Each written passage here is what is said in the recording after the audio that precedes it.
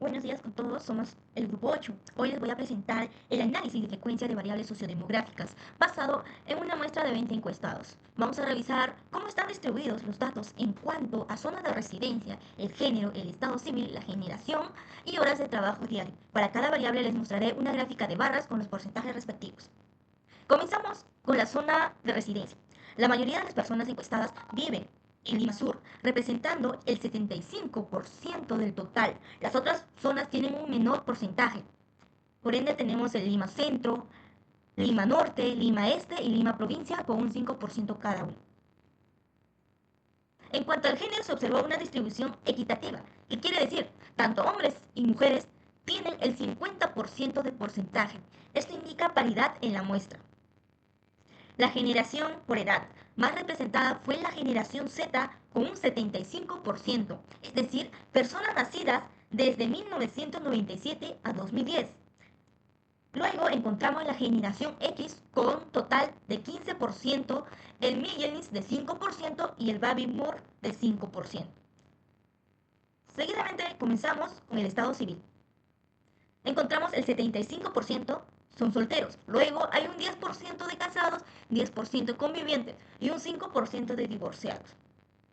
Finalmente, en relación con las horas de trabajo diaria, el 35% trabaja de 0 a 3 horas, el 25% trabaja entre 4 a 6 horas, otros de 25% entre 7 a 9 horas y el 15% entre 10 a 12 horas.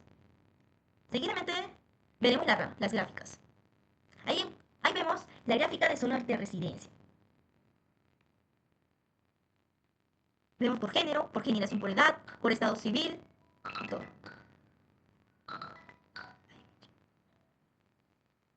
Ahora nada.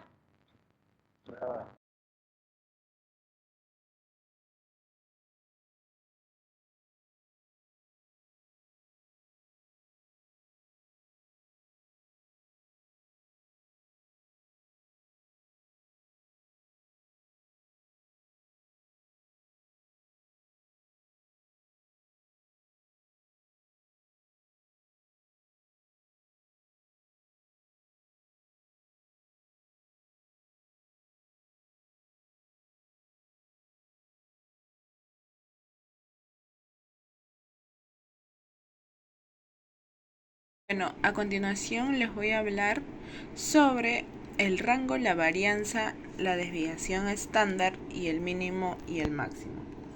Como podemos ver, el rango se obtiene restando lo que viene a ser el valor mínimo al máximo.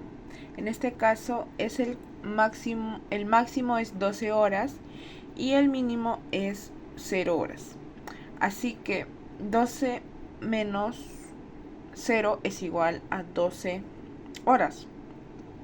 En este valor nos dice cuánto se extienden los datos desde el menor hasta el mayor. En la varianza vemos que mide que se calcula usando la fórmula x1 menos la media al cuadrado más x2 menos la media al cuadrado y así sucesivamente, dividido entre el total de datos menos 1. En este caso la varianza es 20.29 horas al cuadrado. Un valor más alto indica más dispersión en los datos. Continuando con la desviación, es la raíz cuadrada de la varianza.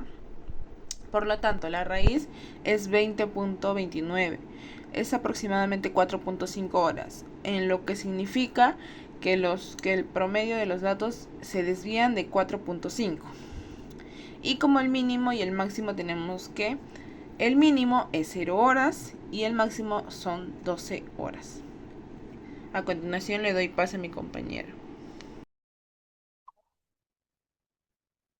Continuando con la explicación de nuestro trabajo, tenemos lo que es la variable de horas de trabajo diario. Realizamos un análisis de dispersión con el objetivo de observar cómo varía el tiempo que los estudiantes dedican al trabajo cada día. calculamos medidas como el rango, la varianza, la desviación estándar. Esto nos permite identificar si la cantidad de horas trabajadas es similar entre los estudiantes o si existe mucha diferencia entre unos de los otros, lo cual nos va a servir para analizar si hay una relación entre la cantidad de horas que se trabaja y los niveles de ansiedad que se puede presentar. Por ejemplo, acá tenemos el cuadro de 0 a 3 horas, trabajan 7 personas, de 4 a 6 horas, 5 personas, de 7 a 9 horas, también 5 personas, y de 10 a 12 horas, que es una cantidad máxima, solo trabajan 3 personas, lo que nos da un total de eh, 20 personas. Les paso a mi siguiente compañero.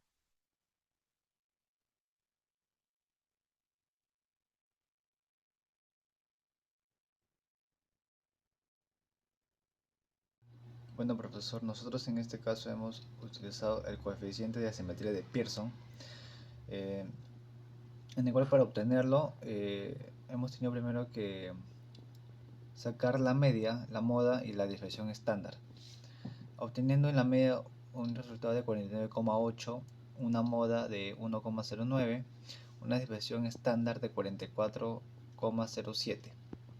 Entonces, al haber obtenido estos resultados, nosotros lo reemplazaremos en la fórmula de Pearson cuando se sabe la moda.